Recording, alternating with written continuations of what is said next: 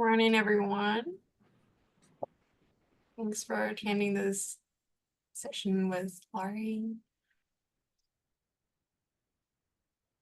Okay, I think we'll get started. I think people are still rolling in, but good morning or good afternoon.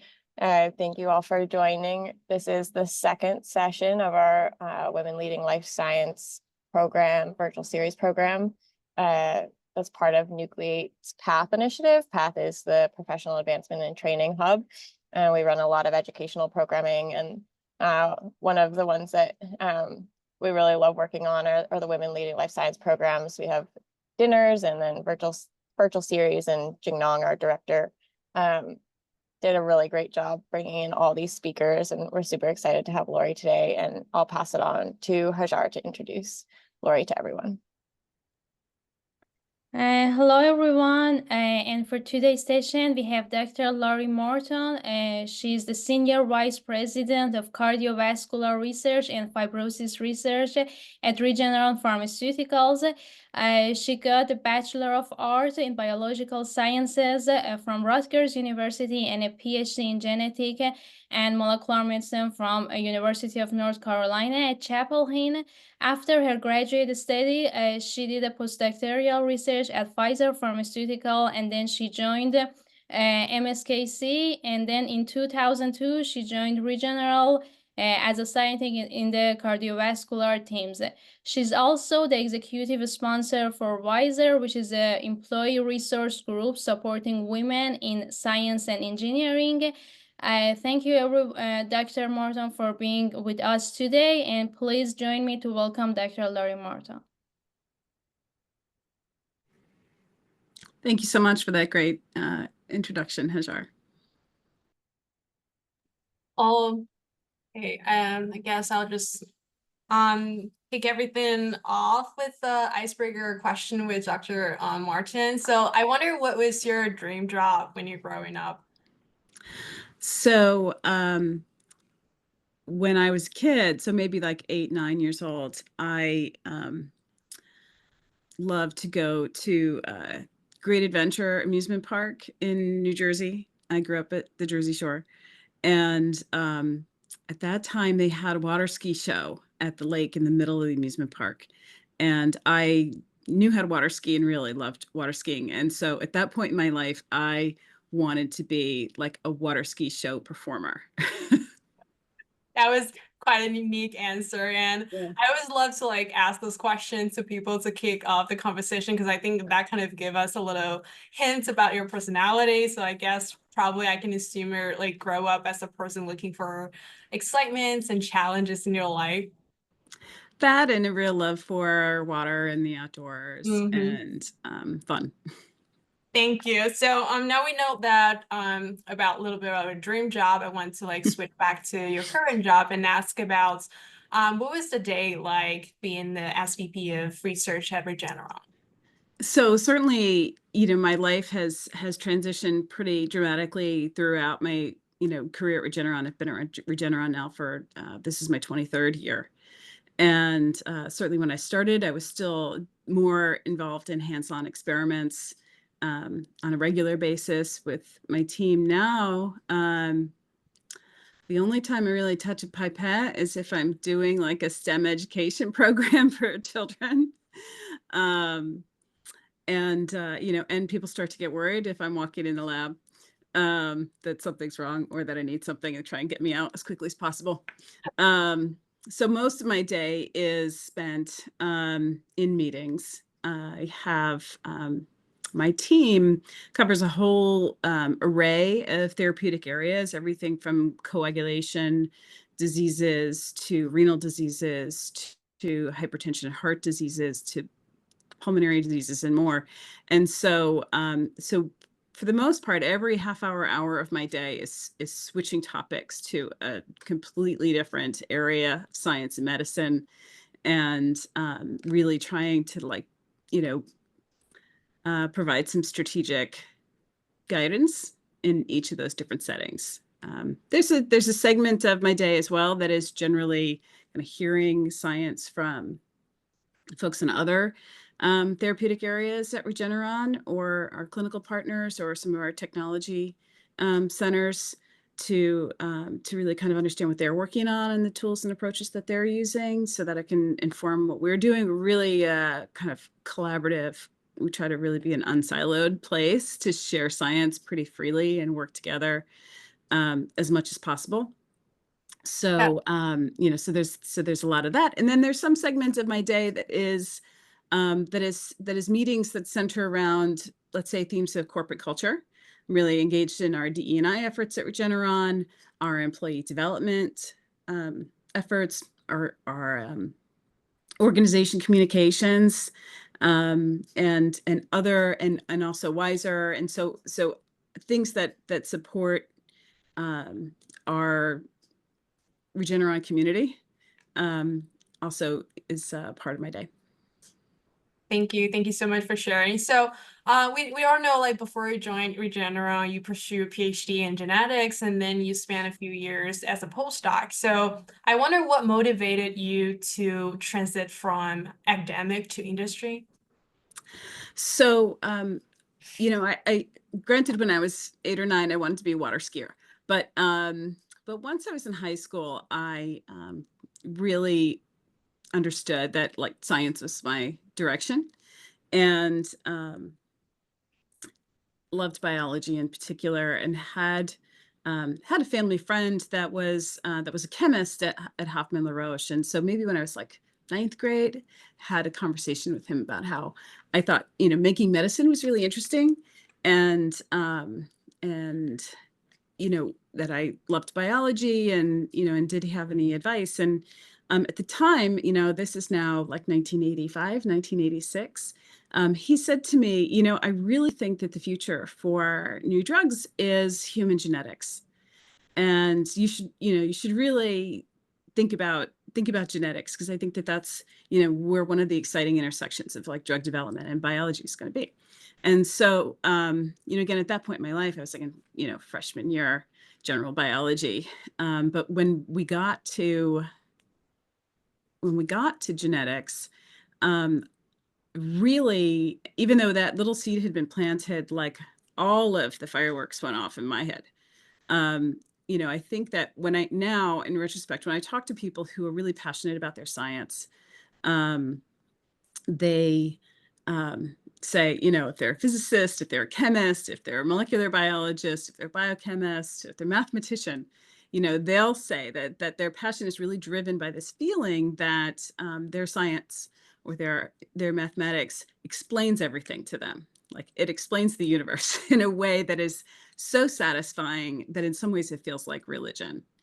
And so that was really how I felt when I started to learn about genetics. And so I worked in a genetics lab as an undergraduate, clinical genetics lab, and then was passionate about studying human genetics as a graduate student. And so that's roughly what I did. But I still had in my head, even from high school, I want to make medicine with genetics, which really wasn't a thing at the time, and I didn't exactly know how that was all going to come together.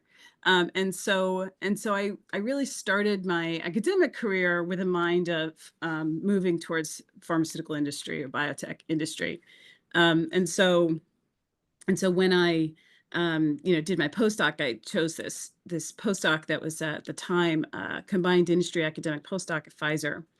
And so you spent the first half on a publishable project at Pfizer, and then the second half was funded by Pfizer at an academic institution, and that's when I went to Sloan Kettering. And for me, it actually created some angst, because I had been thinking for some time, like, I want to go to the pharmaceutical industry. And then I was working at Pfizer, and really didn't see a whole lot of biology innovation and discovery happening in that environment. I think they were innovating in other ways, but for people working around me, a lot of the work that they were doing was assay development and high throughput screening, and working on targets that were pretty well established in the outside world as useful targets. And so it was a little disappointing, really. And then for the second half, I went to Sloan Kettering back in academia again, and everyone is passionate and creative and, you know, really pushing the science forward. And I thought, okay, well, maybe I was wrong. Maybe I'm not meant to go to industry. And maybe I was actually meant to be an academician all along. And then my lab head was actually leaving academia for industry. He was taking a job at Merck, and shared with him some of my thoughts about that. And he went anyway. And so then I didn't really want to do like another postdoc. And so then I really started job hunting, you know, in earnest for, you know, for the real job, I suppose. And so I was interviewing for both academic faculty positions and industry positions and some biotech positions, because again, you don't know where the opportunity is going to present itself. So I was casting kind of a wide net, and interviewed for some faculty positions, and got interviews for, you know, a couple biotech companies and also some larger pharmaceutical companies. And so again, I was like looking at the full spectrum, I think. And when I interviewed at Regeneron, I was really overcome by a couple of things. Everyone that I met with there, that I had met with a whole series of people throughout the day. And each person that I sat down with was like, here's our 2 Cell papers. Here's this Nature paper that we just published. Here's a Science paper, you know, that we did earlier this year. And, you know, I went home with this like stack of publications that were coming out of this like little biotech company. And really appreciating that everyone that I talked to was doing really exciting work, incredibly innovative, absolutely basic discovery. And I could see myself there. I felt like it was a place where I could do great science in the company of brilliant people, have a chance at some scientific success, and also work in the company of people who, at least with first impression, seemed like deeply decent, nice to be around human beings.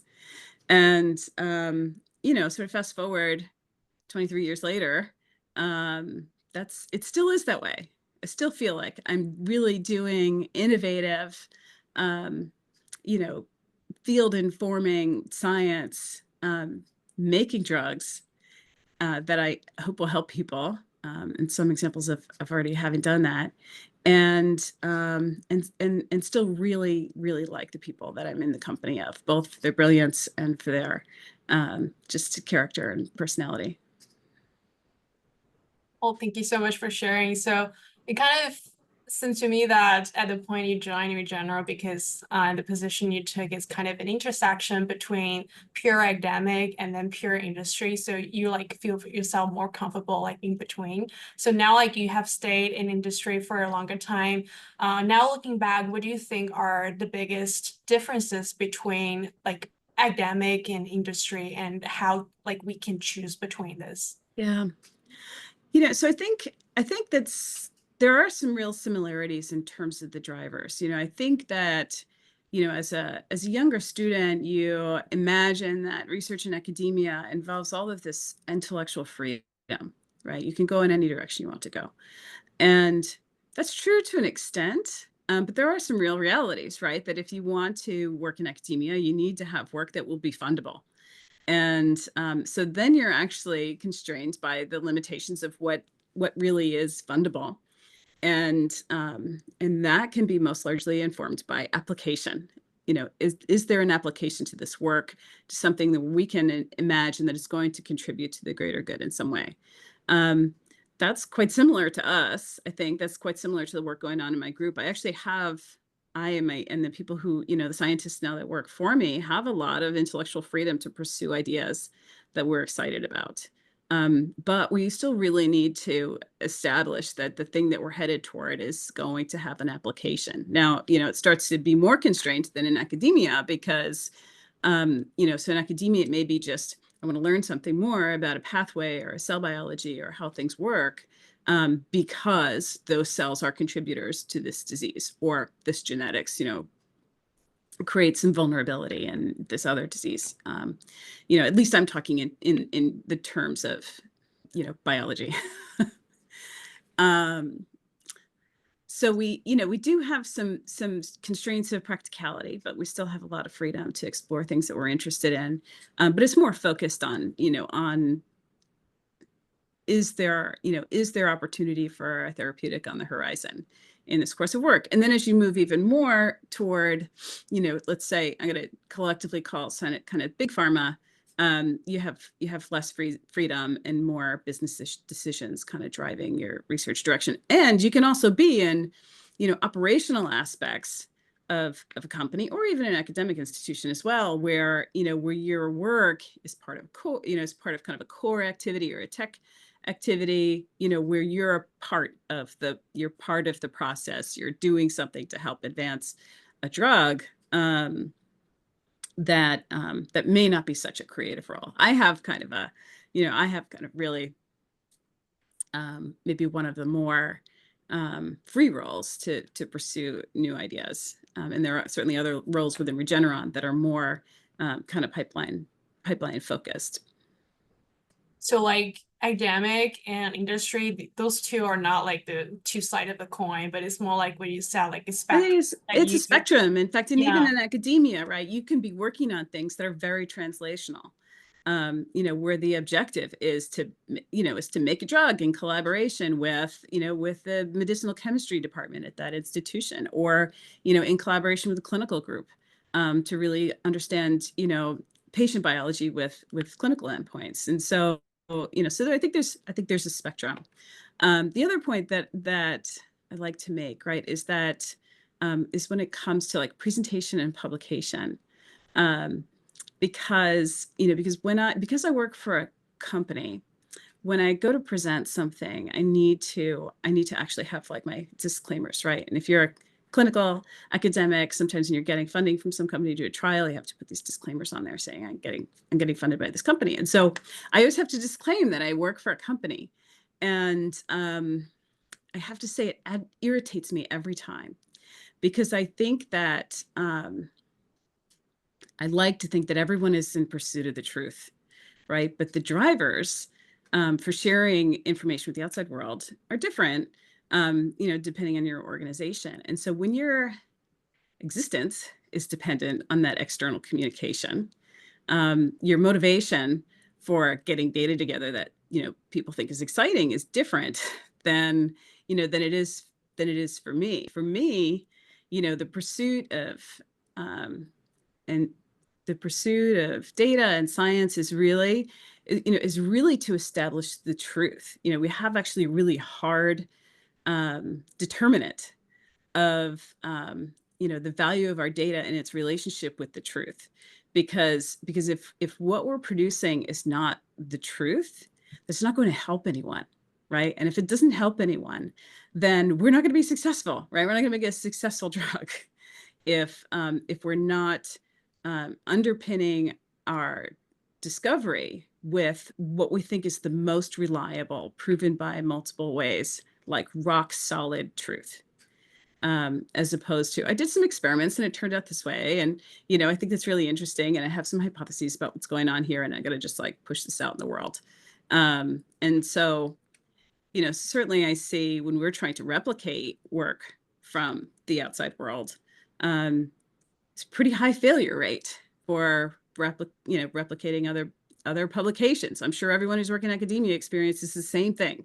It's really hard to replicate someone else's work and get the same results. Of course, you get really excited when you do, because it increases your confidence that what you're working on is closer to the truth. For me, it means I really have to do it myself. Our team really needs to do it ourselves and prove it for ourselves every single time. We can't really rely. And I think, in my view, that's partly because of, what drives publication in different settings. So maybe like when we are graduating and want to like think about what we're going to do next, it's more important to focusing on the driver of the position, the company or institute, instead of like just choosing between academic and industry, because you can always find something in between. Yeah. The other thing I think is important is that you're also faced with a fixed number of opportunities. You can, there's this intersection of your talent and your experience and the opportunities that are open at the time that you're looking for something. And so, we'd like to think, that we have access to the full spectrum of opportunities. That's not really the case. And so I think it's really just about like looking at the opportunities ahead of you and thinking about how they can help you move closer to, to a life that you envision. Yeah, so now you span impressive 22 years at Regeneron. You start from a scientist and rising all the way up to the SVP of research. So I wonder, I think this is a career trajectory a lot of like our audience like aspire for, but we just don't know how. So I wonder, could you share with us what are the key factors that really help you advance in your career? Sure. I think there's certainly a fair amount of, I'm talking about this, what opportunities are ahead of you, right? And how do things evolve over time? And for me, I ended up in a role that was, say, had some real entrepreneurial opportunity. I was working on some experiments. I was the only person who was doing any kind of cardiovascular research at Regeneron, and was kind of establishing all of the tools and methods and models in pursuit of one project that we could then apply to like all kinds of things to start building a pipeline.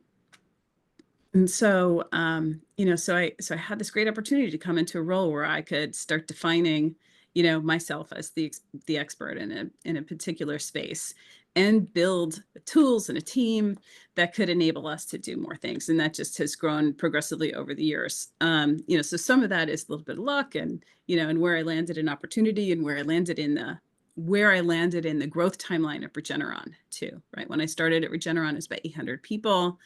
And we had these therapeutic focus areas, and I was essentially building some new biology under the umbrella of a different therapeutic focus area, which was which is what is now our muscle and metabolism group. And that, my space grew through generation of data and building some great tools, and I think generating the science that gave my leadership some confidence that I could make some exciting things happen for Regeneron. So what did I do kind of behavior wise that was particularly impactful? I'd say probably most robustly, I speak up. And it took a little time to get to that, because I came to Regeneron with experience in genetics and some cancer genetics. And at Pfizer, I was working on skeletal biology. And then at Sloan Kettering, I was working on nuclear hormone receptor signaling. But I really had no background in obesity and diabetes and muscle metabolism. And that's the group that I was hired into, because I had experience with animal models of disease and genetics. And so, so I had the skill set, but I didn't have the academic background in that particular area of disease, and was getting that kind of on the fly. And, so there's a couple of things that I think are important. One, the ability to be flexible and quickly become an expert on something that you did not have any experience with before. And, we do that all the time at Regeneron. We are pivoting to new topics and new technologies and new diseases and new targets and pathways that are interesting to us all of the time. And so really being able to quickly pivot, get up to speed, and be able to speak with some authority on the topic is really valuable.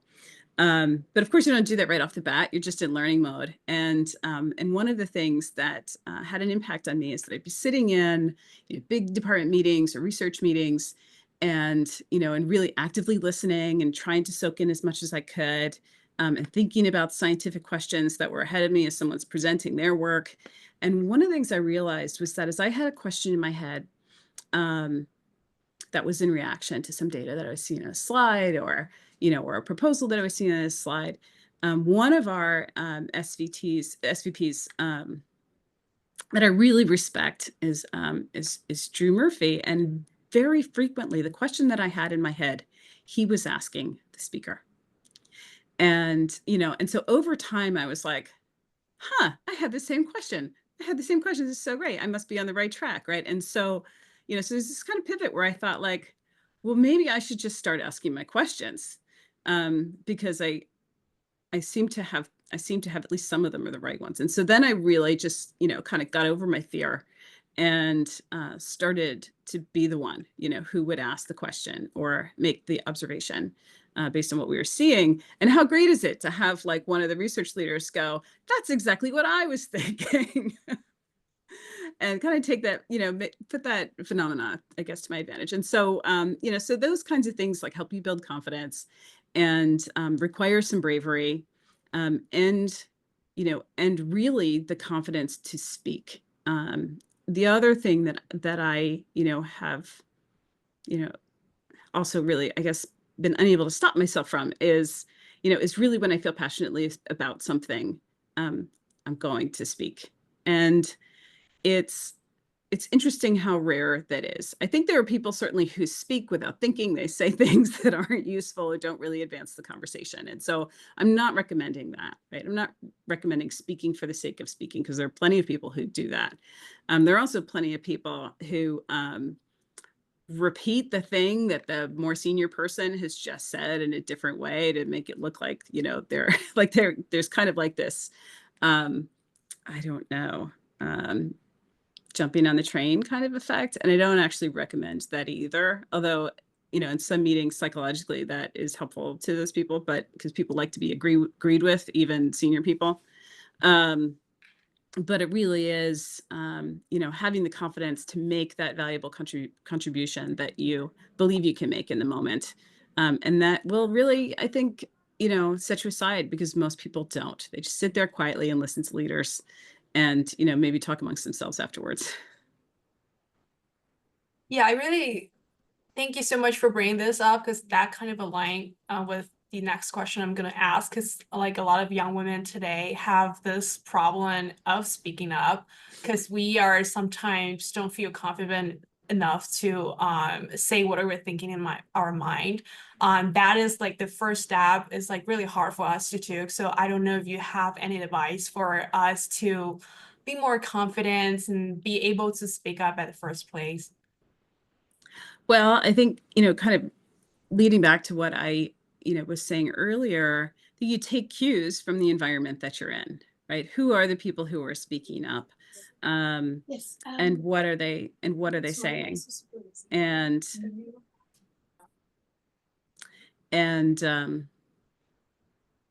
you can recognize some patterns. You can kind of see when it is a good time to interject. Like I think in many of the environments that everybody's in, you're in, roughly the same kind of meeting once a week or once every 2 weeks. And, you can start understanding the group dynamic a bit, and who says what and when they interject, and, and where there's space for you to make a contribution. And then it's just a matter of getting over yourself and your own fear. And do I have a recommendation for that? Just like anything, I think that you just have to do it. You have to force yourself to do it, even if your face turns red and your voice is shaking. That will go away in a second, and and you'll be able to get your thought out, and it gets easier. It's like anything that you practice; it gets easier and easier with time. But you have to really force yourself to take the leap. Yeah, maybe like after we take the first step, we'll figure out everything just goes on pretty smooth. Yeah, and you mentioned a little bit about environment and like your 20-year trajectory, and in general, you can never do it alone by yourself. You have your allies with you. So I wonder, speaking of ally, do you have any mentors helping you out through this hard journey? So I've had some really great bosses over the years who really provided great coaching to me over time. And also, there's this concept of like mentor and sponsor, right? And so the mentor is somebody who's kind of giving you some advice and insight on yourself. And if it's your boss, that can be really helpful because they have maybe the closest view of your actual performance. Certainly I recommend that people have different kinds of mentors for different purposes. Not always the best to have only your boss as your mentor, because your productivity and their productivity are aligned. but it also means that they're a bit subjective in, in helping you grow. Whereas a mentor who's outside of your, business function, doesn't have that same maybe conflict of interest. It's a little harsh way of saying it, but I didn't really have that. I didn't seek it out, I have to admit, at the time, because one, there weren't that many women in leadership positions at Regeneron. I didn't totally understand, the idea of a peer mentor at that time, which I think is also a valuable thing. We have some, I did have friends and we talked about things, tried to bump along together. So maybe they were peer mentors as well. And I really hesitated to try and build a mentorship relationship with some of the leading men in the company, because I really felt like I needed to show no weakness. And I just wasn't comfortable with the kind of vulnerability that would involve. I regret that a little bit now, because I, know these folks so much better now. And I think they could have been, really valuable to me, but I went about it in other ways. And now we're a much bigger organization. And so there's a lot more folks to choose from now. So like, you also mentioned that you are kind of mentor to people like in your team at this point as well. So Yeah. I wonder if you have any suggestion to being a good mentee. Sure. Yeah. So I care about a couple of things, right? One is that for the people who are on my team, I have about 40 scientists that are in my department, and I care a whole lot about their professional development. And we'll have a conversation sometimes about hiring somebody who's, let's say, like right out of undergraduate, and thinking like, you know what, they're really bright, and what if they only work with us for a couple of years and then they decide to go back to graduate school. And how do we feel about that? And I always feel like, well, great, I'll write them a reference, because if they're that smart, I want to have them on our team, even if it's for 2 or 3 years. And so so helping people grow professionally only comes back to you in positive ways. And so that's one, is just having it, as a leader, having your team really believe that you have their best interests at heart. We all have business goals that we need to try and meet, but you want to have a team of people who are passionate and ready to contribute to that. And if they really feel like, we're working together towards something great, and also, the leader of this group, believes in me and my potential and wants to help me do great things. So that's not exactly what you asked. So you asked about being a great mentee. I have also probably about,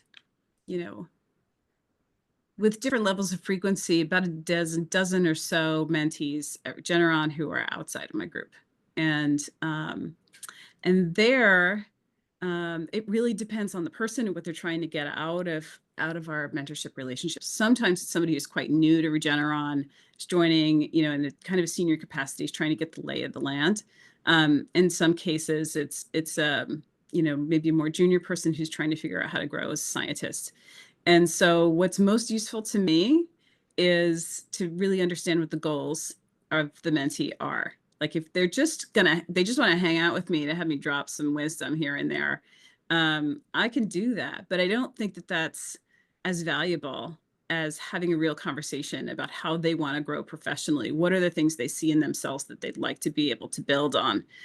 Or what are the things that they just not appreciate about the organization, the politics, the science that I might be able to help them understand better. The more direct they are about what they're hoping to gain, the more focused we could be in our time, right? I don't have a lot of time. They don't have a lot of time. And so let's really get the most out of it.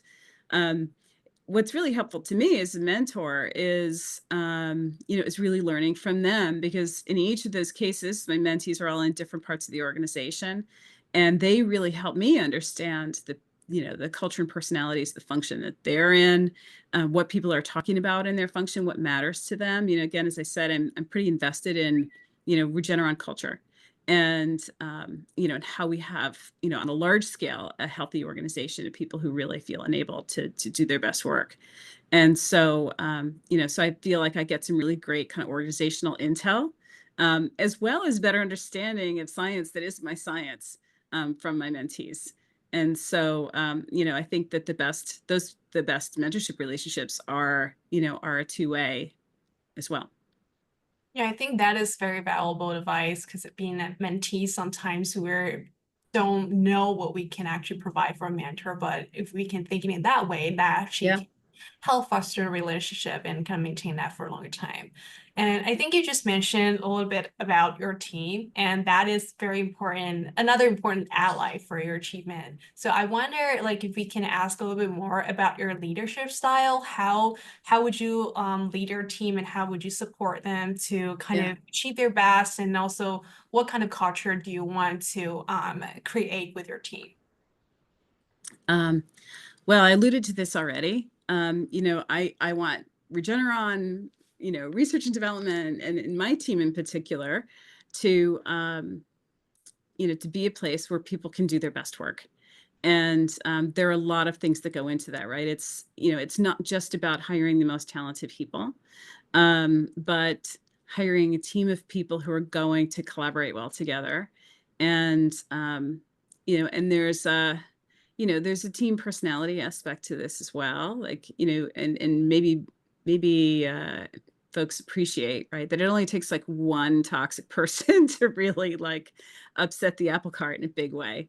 And so that's actually one of the most important things to me when I'm bringing new people into the group. In fact, I feel some anxiety about it, because I care deeply for my team, and I know how important the team dynamic and the collegiality are, and that friendship and relationship that people build over the years, that I don't want to bring anybody in, right, who's going to perturb that in a negative way. And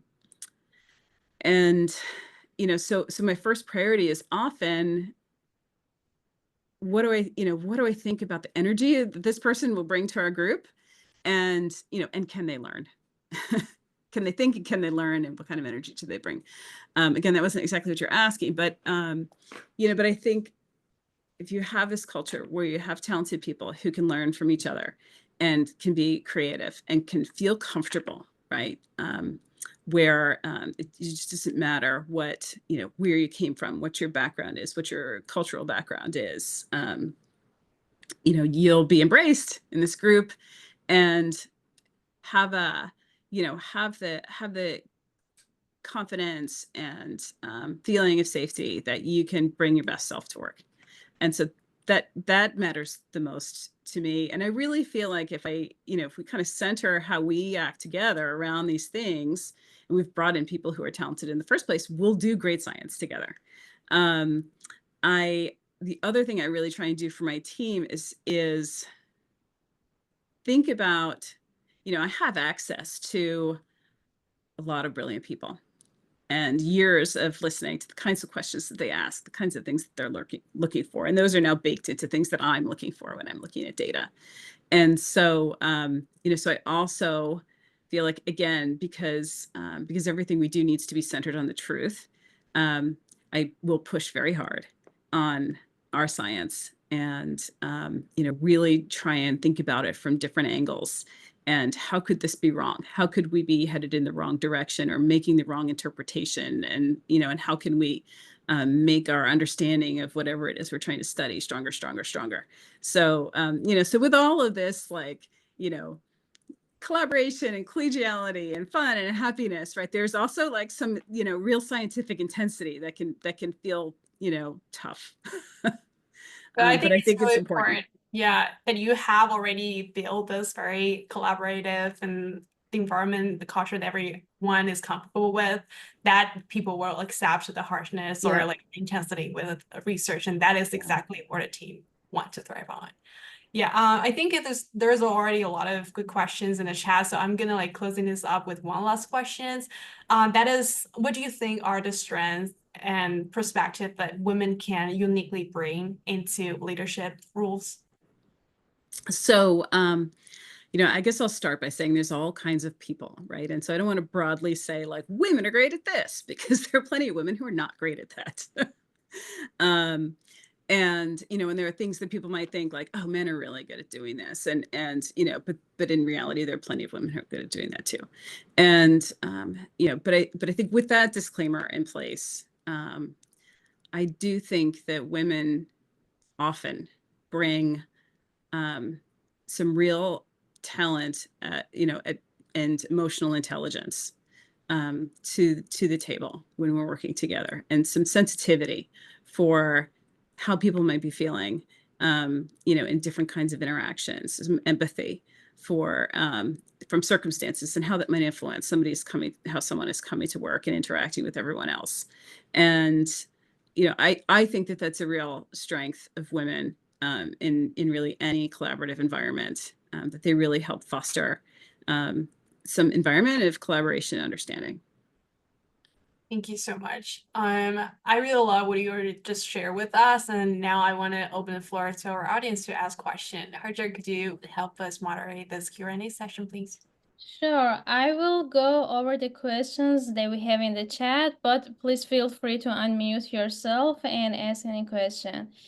So there's one interesting question in the chat, which asks, how did you develop the business side skills of your job, especially coming from such a heavy science background?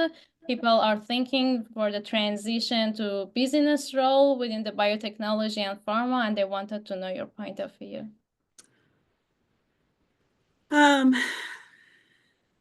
business role. So I had, a couple of things, I guess. I talked a little bit about how I did this postdoc at Pfizer, and it wasn't exactly what I, imagined it would be like. And I think a little bit of that was some chafing to working in a different kind of environment, right, where things are so much more structured, and and there are these kind of abstract entities, right, that are driving rulemaking expectations, and it's not really clear where these things come from, and it starts to depersonalize the whole thing in a way that you're really not familiar with, coming from academia, and so so I think I did have a little bit of growing pain there that also might have impacted my perception of what it meant to work in that place, because it just was very different kind of environment.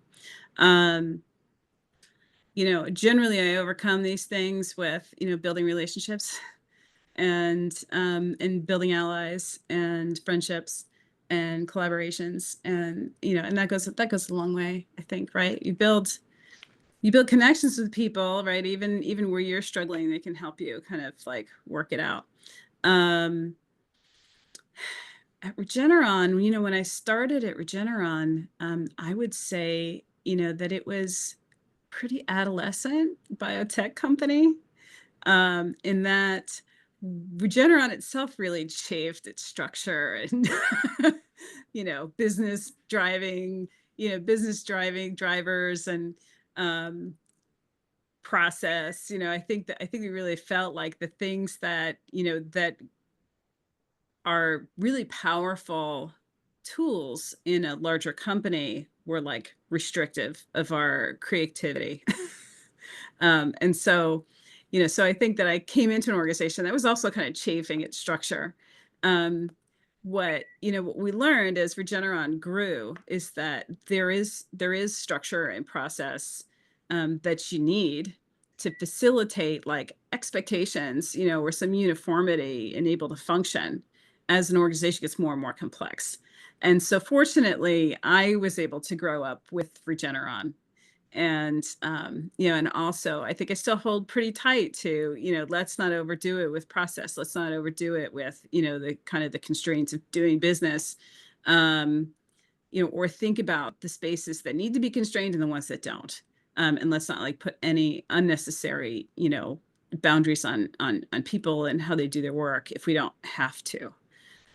So, so I had this advantage, right, of growing up with the company. And so now I kind of have maybe more insight too about why we need operations, process, and rules, and infrastructure that I didn't appreciate as a younger scientist.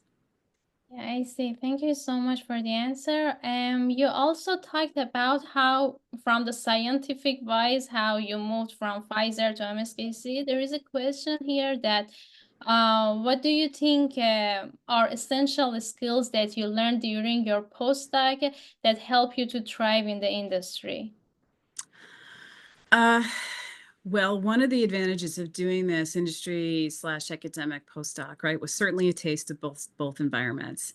And I think in the industry postdoc, some exposure to how people who did drug development were thinking about their business. And so for folks who are interested in that transition, I think looking for opportunities where you have access to what might be called translational science. You know, is there an intersection between the work that you're doing or the discovery work that you're doing or the technology development that you're doing and its application, you know, through collaborations, that can be really powerful in helping you better understand, you know, how the tool, the discovery will be put to work. And sometimes it's, you know, it's not like I've built a protein and now I want my protein to be a therapeutic. It may be I'm trying to understand a pathway, and I'm studying it in this preclinical system or this research system. But you know, if I build a good relationship with someone who has access to some patients, maybe I can get some patient samples and start, you know, providing some translational impact to my discovery. And you know, and then learn a bit about that person's research and how they approach something that's closer to patients. And so I think that where you can find incremental opportunities to get closer to the work being done that you want to do, that will help you. Also, I'd like to ask at this point, since we are doing Q&A, if more folks want to turn on their cameras, I would love to see more faces. I know I see about half a dozen faces here. So, so if you can, thank you. Okay. Yeah, thank you. Yeah, folks, please feel free to unmute yourself and ask a question. Maybe I ask one more question. They ask if you have any recommendation for the book or other resources that help you to influence your leadership skills. You talked about your leadership philosophy. I have to say, professional advice books are just terrible to read. I don't mean that they are like a terrible form of literature, but I really don't enjoy them. I don't know that I've ever like encountered one that I enjoyed reading and felt like, oh, this is so helpful to me. Like I would read the first, you know, 10 pages in an effort to try and read some book that was given to me for free because I participated in some program, and I just couldn't do it. So I'm generally not gonna, and you know, I'm not going to recommend self-help books. But for some people, you know, I think it's everybody finds, you know, what they need to support them. And for some people, that's really helpful for them to kind of expand their view of the world. For some people, right, it's listening to some podcast where they feel like the people in the podcast give really great advice or talk through, you know, ideas that that really provoke them in a positive way. You know, for me, developing leadership was just about doing. You know, it was just about doing it, being a leader and looking for leadership opportunity in whatever environment I was in. And so even in, you know, when I was just starting at Regeneron and we were having like, you know, our little team was having like our weekly, you know, research meeting to exchange ideas, you know, I kind of said like, you know, I know we're kind of randomly talking about projects here. It seems like it would be really helpful for everybody to kind of pinpoint who's going to be a speaker and, you know, and what the agenda is going to be. So then my boss could come in and kind of know what we were going to be talking about. And, you know, just kind of recognizing a gap that is a leadership opportunity and taking advantage of it. And saying, here's a way I can help you. I can like go around and find out, you know, what new data people have and then kind of put together an agenda. And then they know to be prepared and you know what's coming. And, you know, won't that be helpful?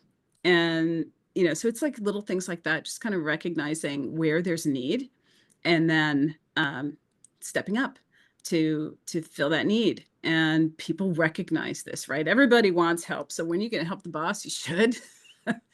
And, you know, and when you can see a leadership gap and fill it, or at least offer to fill it, that, you know, is a great way to practice. And you just kind of keep doing that more and more. And then the problem that you have maybe later on when she gets really practiced at this is that you have to, you know, get approach situations where there is a leadership gap, but you don't have the time, energy, or space to take care of it.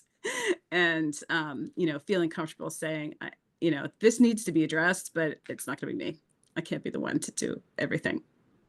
Yeah, I see. Thank you. So some people raise their hand. Isabel. Yeah. Isabel. Hi, There how we are go. you? It was Hi. great. That was a great Q&A. I really enjoyed it. I just have a question about the kind of situation at the moment. So I just finished my PhD last year. I'm doing a postdoc. Eventually, I want to transition into industry, but it's kind of hard at the moment. There's like a lot of layoffs and kind of hiring freezes in a lot of companies around the world globally. I just was wondering if you have any advice on how to transition into industry, or to kind of how to make that transition easier when it kind of picks up again, when there's more hiring and more things to do. Like, what can we be doing right now? Yeah, certainly things ebb and flow all the time. And even when it doesn't seem like there's a lot of opportunity, the world is a big place and there's always something somewhere, I think.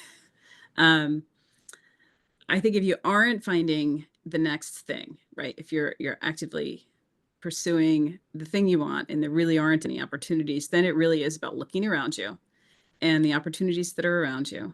And, as I said, working on something that gives you a leadership opportunity, that exposes you to a technology that you didn't have experience with before, helps build you, into either a stronger scientist, a more, with a skill set that may be more practical or desirable. You're looking at the industry and thinking about what's the capability that people want. I would say, we always want great experimental scientists, but when I encounter someone who's a candidate who also has some strength in bioinformatics and being able to interpret gene expression data or human genetics data or complex data sets, and has this has some hybrid capabilities, that's really valuable. Now, what the other thing is that you can develop to complement the skill set that you already have is going to be different depending on the space that you're working in.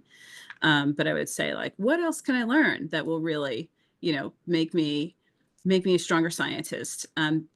Additionally, it can be like, what can I be a part of that really will help highlight me as a leader? So what are there, what can I get involved in the place that I'm in? Is there a postdoc association? Is there a STEM education initiative that, that I can be a part of? That's also, in some places, maybe you live in a big city and there's multiple academic institutions and there's some collaborative, community science, STEM education work that's going on. Or maybe there's just community education work that you could be a part of, helping people understand health and disease. It's like recognizing leadership opportunities and then, capitalizing on them.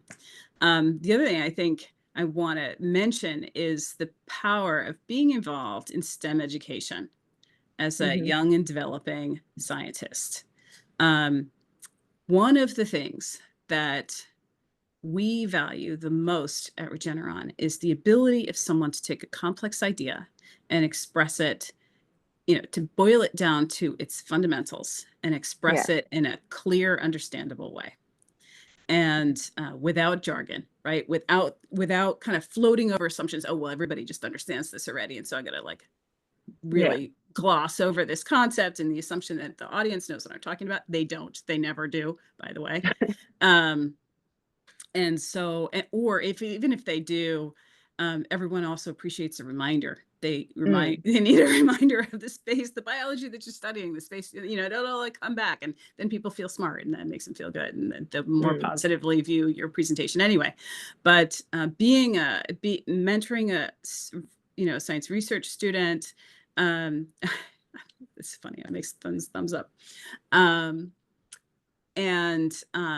getting involved in doing hands-on STEM programming with school children, thinking about how if you're doing a little experiment, right, on making slime, let's say, with elementary school kids, being able to connect the thing that they're doing with the scientific principle that it is demonstrating, and then how that scientific principle applies to things that they may have familiarity with in their life, right? So if you're thinking about, I don't know, making slime and what that really is, and it's cross-linked, long chains, and so it involves some polymerization, but they're a little slippery, so this is, makes them a non-Newtonian fluid. So then you can think about like water non-Newtonian fluids that they might encounter in their life, and what are polymers that they might have experience with, like like a blood clot, like your hair, like things that will help them make a connection with the science that you're talking about.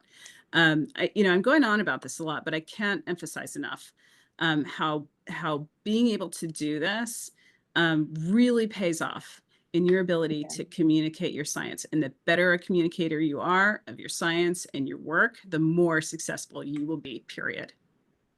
Okay. That's really helpful. Thank you so much. Thank you, Lori, for the response. There are still more questions, but we need to wrap up the session. So I pass it to Gina. Probably, maybe we talk about a way that people can reach out to you for their questions. Yeah, so I just have this one last question to closing up. What is the daily habit you have to keep yourself grounded every day? I can't remember what I said to this in prep, but I would have to say the number one most important thing that I do to be able to function is get enough sleep. Without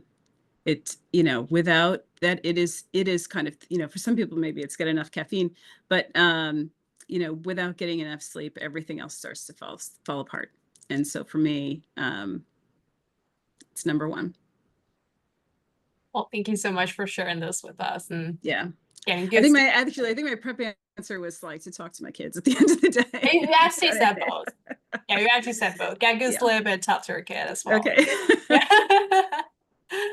Well, I think, we just have like 2 more minutes left, and I just want to use this time to thank you again for being with us today. I definitely learned a lot from our conversation today, from like speaking up, from the transition from academic to industry, and thinking about this more like a spectrum instead of like 2 sides of the coin. And also, we also talked a little bit of mentorship, how to build a team, like the culture of the team. And I think the last point you mentioned with Isabella about like how to explain your science to like a different group of audience is also very important. Great advice to our audience today. So I want to just thank you again for being us today. I hope our audience also enjoy this conversation as much as I do. So hope you have a great rest of the day, and also a great rest of the year. Thank you so much. This has been a real pleasure. You guys have great questions, and this organization seems like a wonderful support tool for people to help you grow. So, to the leaders and the participants, great job in building this network that I think will serve you all really well in your careers. And Jingnan and Hajar, thank you so much for hosting today. This has been a real pleasure for me. Thank you. Thank you so much. Yeah. Everyone just feel free to leave. Thank you all. Thank you. I gotta go. Bye. Yeah, bye.